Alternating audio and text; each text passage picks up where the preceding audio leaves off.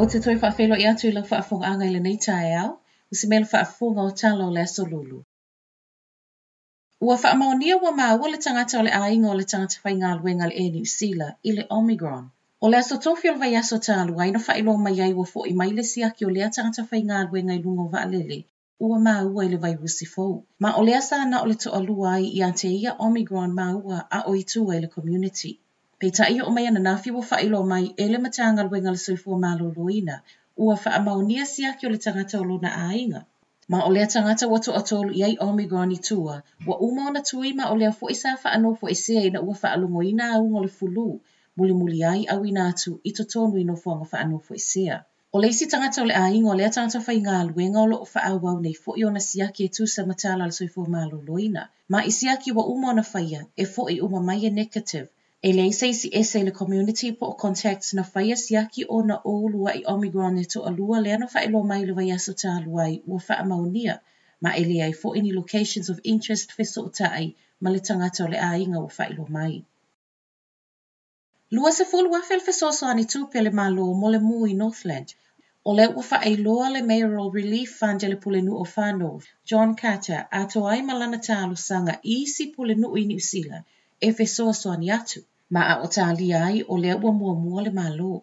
O le fesoso ani le nei e pe ona masani ai, e le o tā ua whaatasi ai ma fesoso ani e ma whai ona whaatalo sanga I tangata a fia, I le matanga luenga le social development. Mai le minister o whaalawlawe whaafosei Kiri Allen, e ui e le o ieini whale o ainga o whaalea ina le taimi nei, ai ua te lele a fia o le community ma o loo wa ai pea I isi a wala e fisoso ani I tangata, e le o mautino e le taimi nei le ato anga o mea tō tino ua whaalea ina le mū. Tinga ina I manu anga tu ngā le tangata na whaatope atu I le whale mai ana nafi au kilani, ma e whaapea e ono mafua mai, ono o se la au malosi. O le fiafia na nafi na au mai ai le ambulance le ua whaamanu alia, mai se tasi o paka I Manurewa, ma awina sa awatu I Miron Moa. Na whaawa wai maso e ngā leo I lea paka, ma e o mai le tae au nei e le ito e maa mai se isi tala I le nei mata upu. E le o mana o le immigration e tipoti le I DJ Britannia. O le ana sautala na nafi e le mana o le soifo malolo I nai Ave Robert Etheridge I le tū la fono, po o le na ia whaapopole ina le atunu I le ono maa waitua le community o le Omicron, ona e nate le I usita ia tu unga na wha uma I tua lona wha anofo isea. A o le ai mai le soifo malolo ina, o le afu ufa ai loa I mtanga luengo whimalanga I ngā New Zealand, e le tipotia le I Britannia e ui le talo sanga o taita o le Act David Seymour e ta tauna wha asala ma tipoti. I lalo tu la fono o COVID lua fe lua se fulu, o lo opolo I aiso o se tasi e soli ma le iloa le nei polo inga e ono wha afale pui mo le ono ma sina pesa la tupe le o atu I le se fulu lua fe ta la. A o le ai mai ai nei matanga luenga e lua, e le umawhaiona wha amautino mai le immigration po o le mea o I nei lava le I DJ. Tala mo le mula le tae au? So o tolu tangata mali liu a o iai le vai ana nafi, ma o I lātou uma nei le North Island.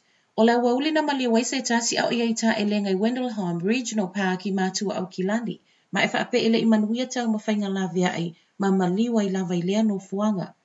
Muli ai maliu le tamai titi I kai Iwi Lakes in Northland, ma e whaape ana awi nātu le helikopa e fisoso ani ai.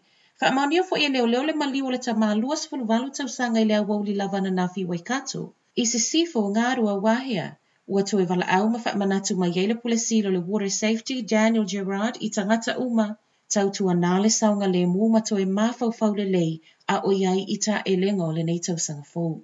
Tala nā le nei tae au, manuia tele le nei aso.